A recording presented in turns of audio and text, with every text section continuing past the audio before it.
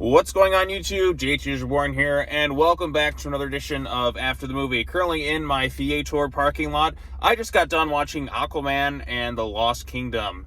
This is it. This is the final farewell, the final huzzah of the DC Extended Universe. My goodness, it's hard to believe after 10 years it has finally come to an end, and this is the movie they ended on. And next up, we're going to get James Gunn's new DCEU or whatnot, or however the hell it's all going to turn out. I don't exactly know. But I am wearing a Batman shirt for the special occasion. This is the Michael Keaton Batman 89 thing. But wow, what a way to go out.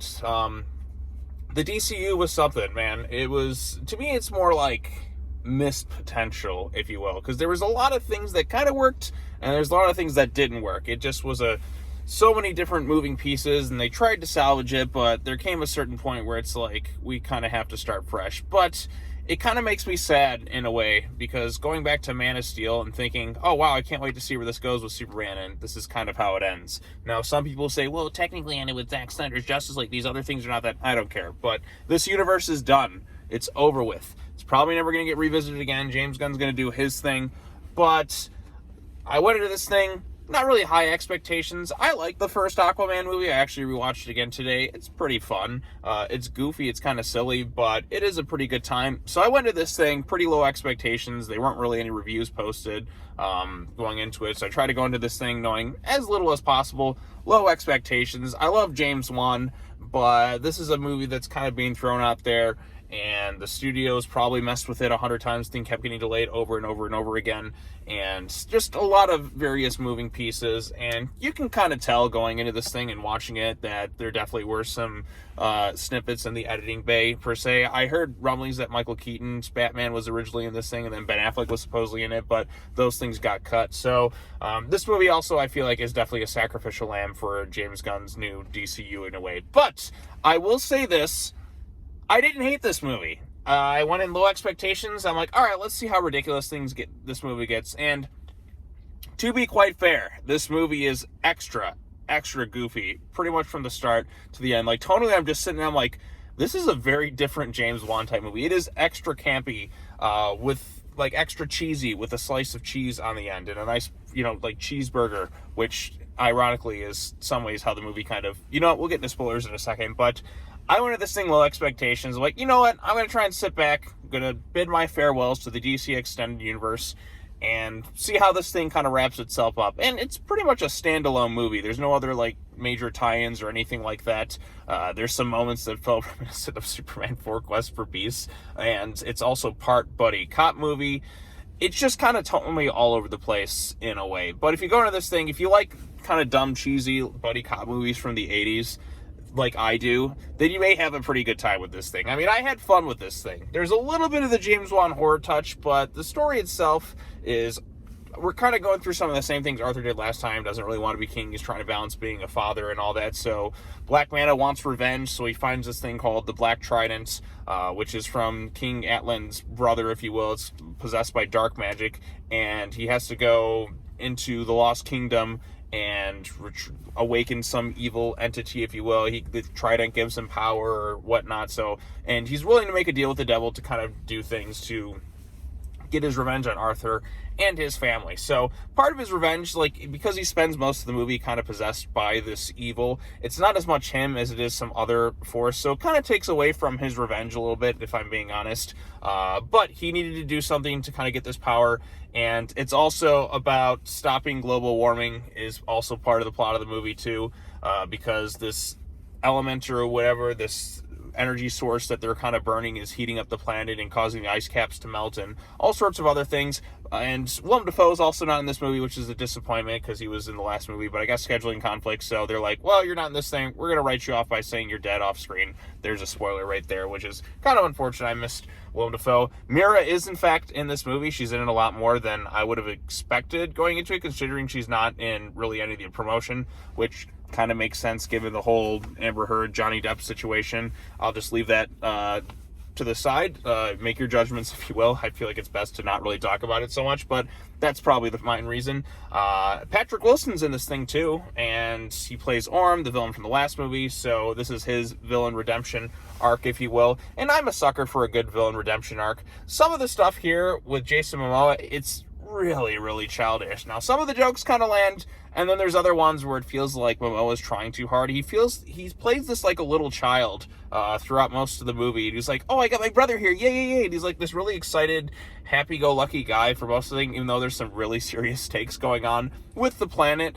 And, you know, people around him are nearly dying, but he's just off here being a big goofball. That's what I mean. The tonal, like, of this movie is kind of all over the place a little bit. But I'm somebody who likes, like, dumb buddy cop movies. I kind of just accepted it for what it was and just kind of sat back and looked at a lot of the pretty visuals and kind of creative-looking action sequences and worlds in that, too. Jonathan Rhys-Davies is also in this thing. He voices the Brine King. It's basically like he's playing Gimli, but if you were a giant crab monster, if you will. He got a few laughs out of me, and Patrick Wilson is fun in this thing, too. And the world itself is interesting. Like, we get to all these different things. They go to this kind of, like, almost like a nightclub that feels kind of like, I don't know, there's a bit of Phantom Menace and stuff in here with some of the underwater worlds that they kind of explore too. It just kind of some wacky, silly stuff throughout it, and this movie is really goofy. I mean, there's a lot of pee jokes in that. I mean, Arthur gets peed on by his son quite a bit while he's changing diapers, and they're going extra wacky and silly, and so it was so awkward with some of the humor that I found myself laughing and kind of enjoying it for the ridiculous, goofy stuff that it was. I guess we'll get into full spoilers at this point, because this is the ending of the DC Extended Universe, and if you're wondering how it ends, here it is at this point.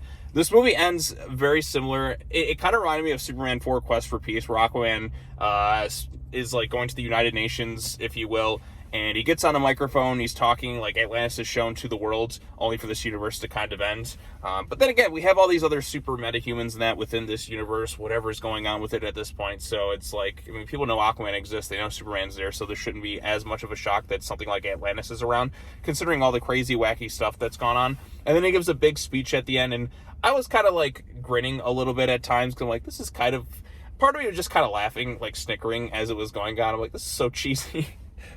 But again, it reminded me of Superman 4 and his speech that he gives. It felt something very reminiscent of that. And the DC Extended Universe ends. And you know what?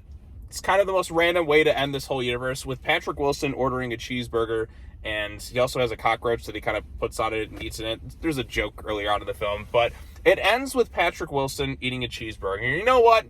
I'm okay with it. What a way to go out. The final moment of the DC Extended Universe ends on Patrick Wilson and him eating a cheeseburger. And you know what? If you're going to end on anybody, end it on Patrick Wilson. He's a nice guy. He's a good actor. I like him in a lot of things. So, yeah, Aquaman and the Lost Kingdom. It's kind of a wacky film. Randall Park's also in it. He has a few laughs here and there. There's a few James Wan horror elements. I kind of wish the movie leaned into that just a little bit more. I thought it would have been a little bit more exciting.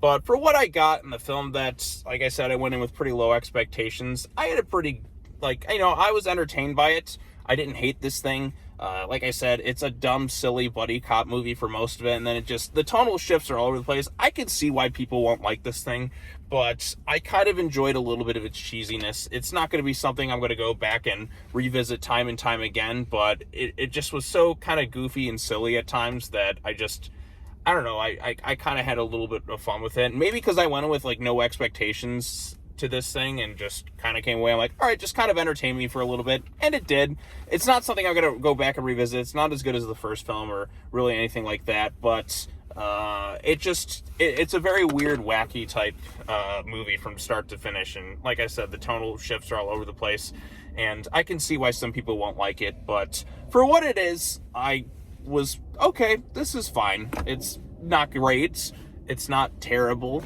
but it exists, and I at least had some entertainment value with it. More so than a couple of the other, like, DCEU and some Marvel films that I've seen in recent memory. So I actually enjoyed myself more at this than I did at, like, Blue Beetle.